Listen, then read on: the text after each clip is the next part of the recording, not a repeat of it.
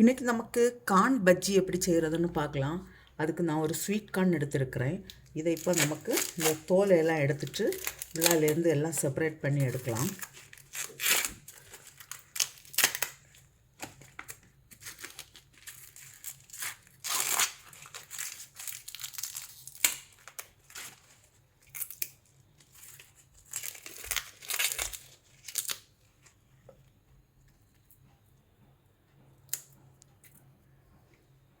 இப்போ இந்த ஒவ்வொரு கார்ன் இது போல் செப்பரேட்டாக நமக்கு இதுலேருந்து எடுக்கணும். எல்லாம் எடுத்துட்டு பார்க்கலாம்.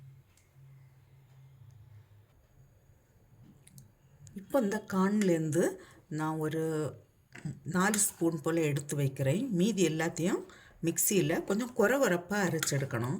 ரொம்ப நல்லா அரைக்கக்கூடாது. நம்ம பருப்பு உடைக்கெல்லாம் அரைக்கிறது போல் அரைச்செடுக்கலாம். இதை இப்போ அரைச்சிட்டு வரேன். இப்போ அரைச்சாச்சு. இதில் இந்த காணையும் மிக்ஸ் பண்ணலாம். நம்ம எடுத்து வச்சுருந்ததை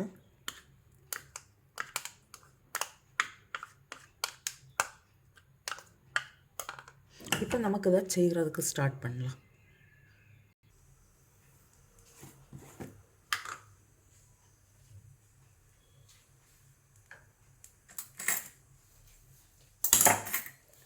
இப்போ ஒரு வாணலியில் நான் 1 ஸ்பூன் கீ விடுறேன்.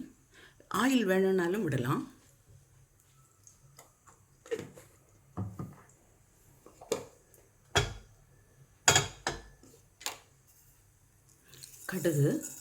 கடுகு நல்லா பொரியட்டும்.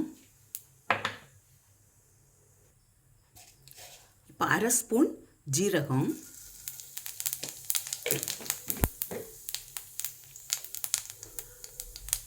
கொஞ்சமாக காயம்,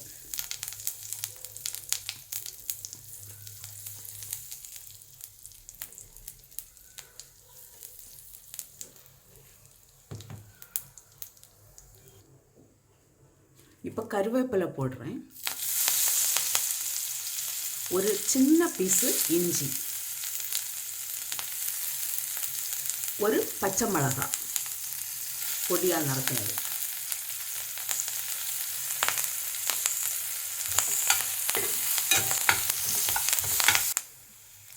இப்போ இந்த கார்ன் போடுறேன்.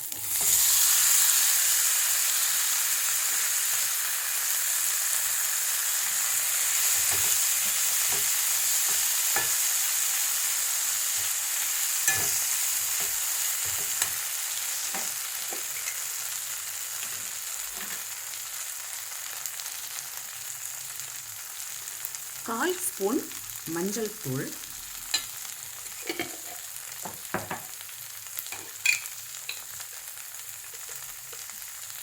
அரை ஸ்பூன் சில்லி பவுடர்,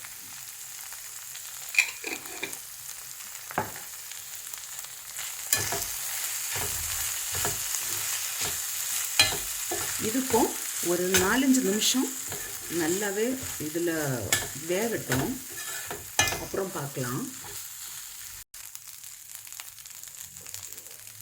இப்போ இந்த சோளத்துக்கு தேவையான அளவு சால்ட்டு போடுறேன்.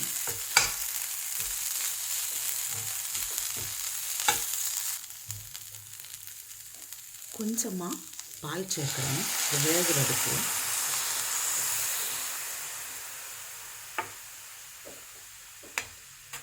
நல்ல க்ரீமி டெக்ஸ்டராக இருக்கும். இப்போ இதில் கொஞ்சமாக கொத்தமல்லி இலை போடுறேன். இப்போ நான் ஸ்டவ் ஆஃப் பண்ணுறேன்.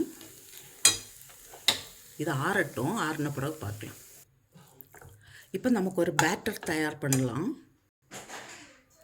பேட்டருக்கு கடலை மாவு அரைக்கப்படுத்திருக்கேன்.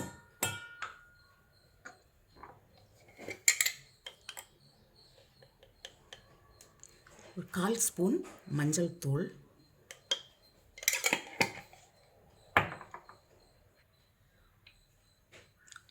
சில்லி பவுடர் 1/2 ஸ்பூன்,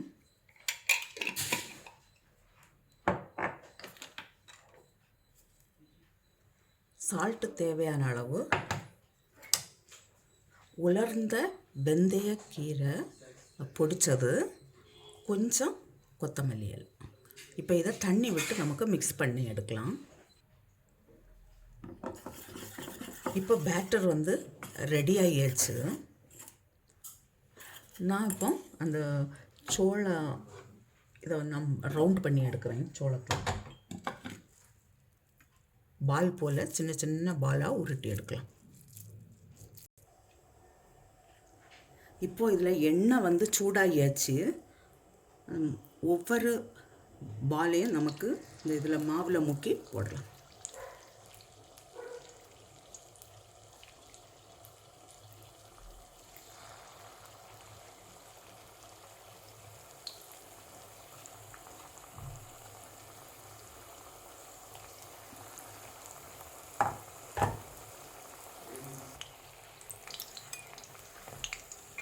இது இப்போ 2 சைடுமே ஃப்ரை ஆகியாச்சு. நான் இதை இப்போ எடுக்கிறேன். இதே போல் மீதி இருக்கிற எல்லாமே செய்து எடுக்கலாம்.